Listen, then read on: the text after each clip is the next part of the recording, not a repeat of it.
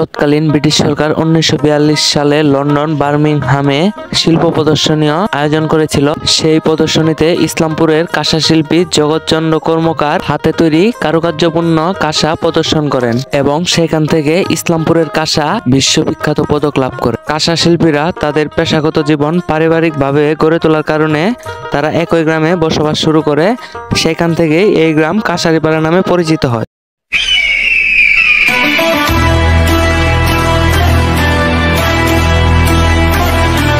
Hello everyone, আসসালামু আলাইকুম। আজকে আমরা যাব জামালপুর ইসলামপুরের বিখ্যাত ইসলামপুরি কাঁসা তৈরি কারখানাতে। জামালপুর সদর থেকে 40 কিলোমিটার দূরে ইসলামপুর স্টেশনে নেমে সেইখান থেকে অটো বা রিক্সা নিয়ে যেতে পারবেন কাঁসারিপাড়াতে। অটো ভাড়া 10 টাকা এবং রিক্সা ভাড়া 20 টাকা। তো আমরা রিক্সা নিয়ে মাত্র 5 মিনিটের ব্যবধানে চলে এলাম কাঁসারিপাড়াতে। সব সময় কাঁসা পেটানোর টুংটাং শব্দে মেতে থাকে এই গ্রামটি। পুরাতন কাঁসা ভেঙে মাটির পাত্রের ভিতরে ভেঙে দিয়ে তার মুখের ওপর ঢাকনা দিয়ে সুন্দরভাবে মুড়িয়ে সেই মাটির পাত্রটাকে আগুনের ভিতর পুড়তে দেয়।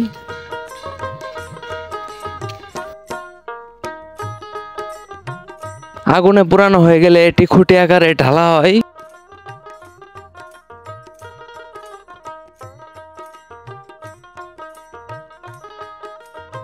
তারপর সেই খুঁটিটাকে দক্ষ কারিগরির মাধ্যমে পিটিয়ে থালির আকৃতি আনা হয়।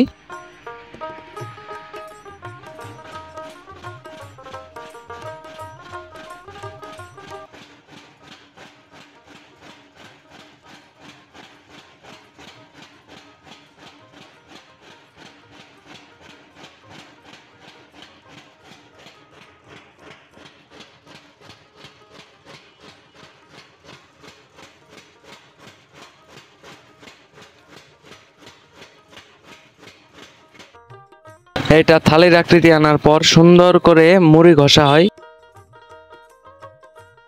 তারপর এটাকে ফিনিশিং করানো হয়। এভাবেই তৈরি হয় আমাদের বিখ্যাত ইসলামপুরের কাঁসা।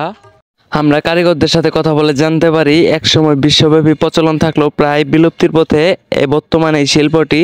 প্লাস্টিক ও মেলামাইনের কাছে হার মেনে প্রায় বিলুপ্তির পথে এই শিল্পটি। কাঁসা পিতলের পণ্য শুধু যে ঐতিহ্য তাই নয়, কাঁসা এবং পিতলে খাবার খেলে দেহের জন্য বিশেষ উপকারিতা মিলে। যেমন দেহের টক্সিন পরিষ্কার করে, মস্তিষ্কের কোষ ভালো রাখে, পেটের জন্য ভালো, বিভিন্ন রোগ প্রতিরোধ ক্ষমতা বৃদ্ধি করে।